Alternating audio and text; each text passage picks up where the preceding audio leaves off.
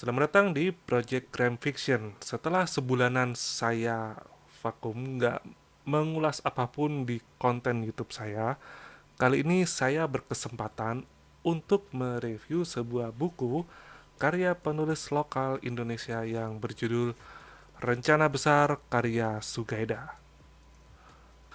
Nah, Rencana Besar sendiri adalah novel kedua yang diterbitkan oleh Sugaida di penerbit One Peach Media.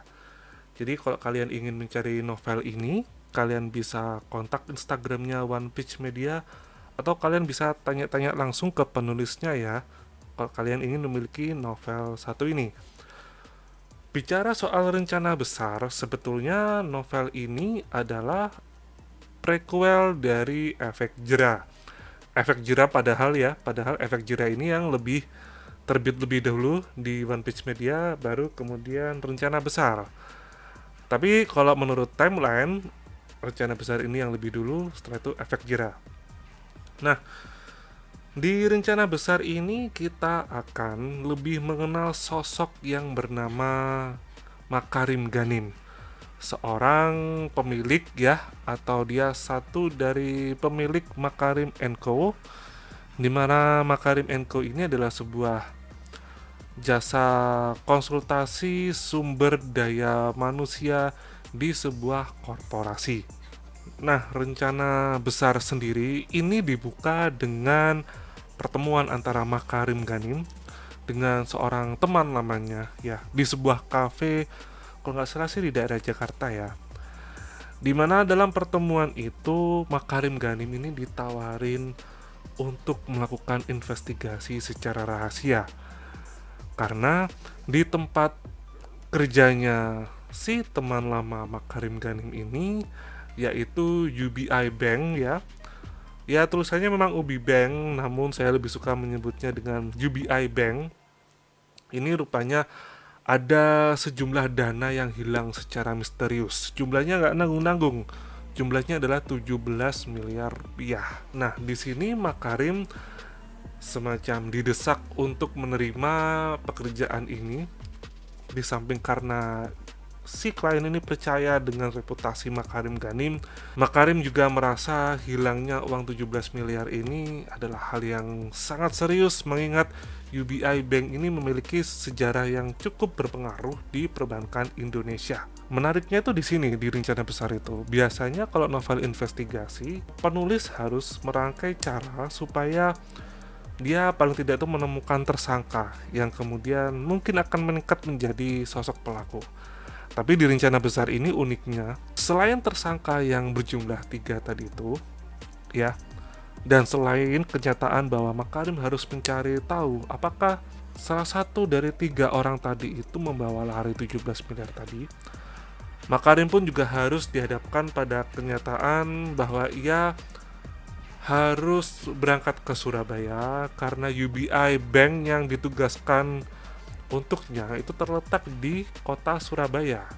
Di sana, Makarim lalu melakukan penyelidikannya dia secara sistematis, berusaha sebaik mungkin berbaur dengan para petugas UBI Bank dan berusaha dengan serapi mungkin bisa dekat dengan 3 orang tersangka tadi untuk mencari siapa pelakunya.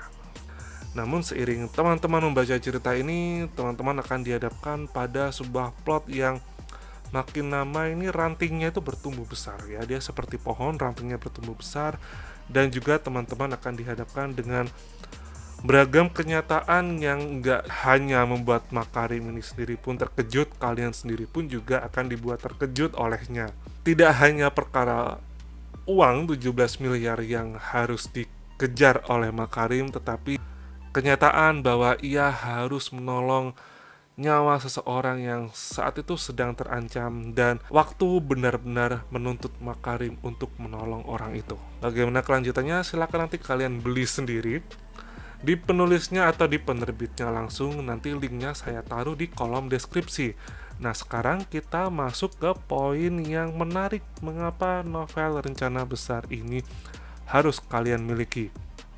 Pertama, novel ini tuh setelah tadi saya katakan memiliki plot yang berubah seperti ranting yang bertumbuh semakin banyak, kita juga akan berhadapan dengan sifat-sifat manusia di sebuah perusahaan besar, yang mana sifat-sifat ini tuh mungkin ada pada teman-teman kalian sendiri di perusahaan atau pada diri kalian sendiri. Bahkan disitulah rencana besar ini memiliki tokoh-tokoh yang hampir kesemuanya itu hidup ya, maksudnya itu kita bisa merasakan jengkel sama orang itu, kita juga bisa merasakan simpati pada si tokoh ini gitu.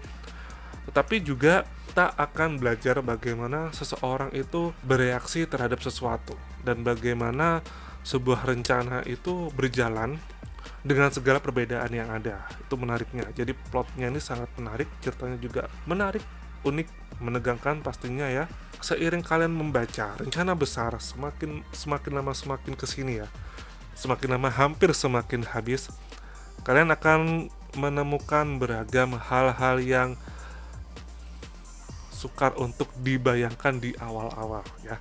Nah, berikutnya hal positif apa yang bisa kita ambil dari rencana besar ini adalah di rencana besar ini banyak hal tentang perbankan itu dikenalkan oleh Sugaida. Walaupun kita sendiri mungkin hanyalah nasabah yang pasif ya, hanya butuh bank itu untuk nabung, gesekin ATM, terus kita dapat uang atau kita setor uang tunai ke dalam mesin ATM.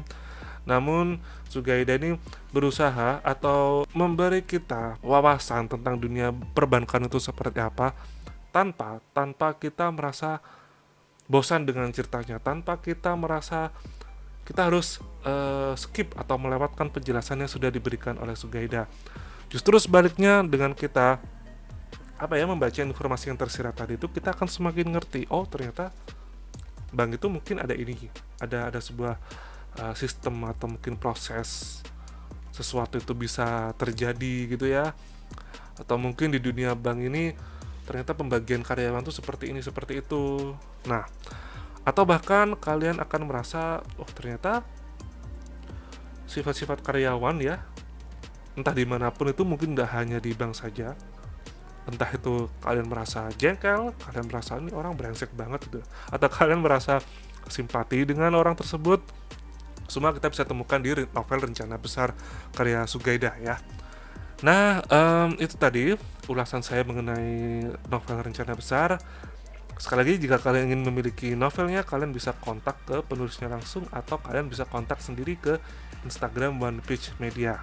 Kalau kalian suka dengan video-video di Project Crime Fiction, ikuti terus ulasan saya dan ikuti terus videonya, dan kita akan ketemu lagi di pembahasan yang akan datang. Salam.